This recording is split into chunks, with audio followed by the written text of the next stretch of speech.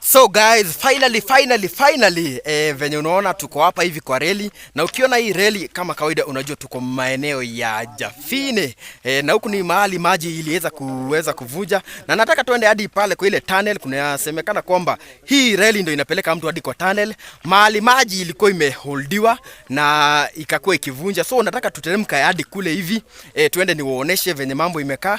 Watu wamekuwa kirequest tupeleke kule kwa ile tunnel, wanataka waone mahali maji ilikuwa imesimama, wanataka waone mahali maji ilitoka, wanataka waone ile reli yenye iliweza kuvunjwa. So sisi kama Kikuu Star TV tumeamua lazima tukupeleke pale hivi ili ukiwa hapo ukuwe mtu informed. So this is the reli yenye iliweza kuvunjika, as you can see.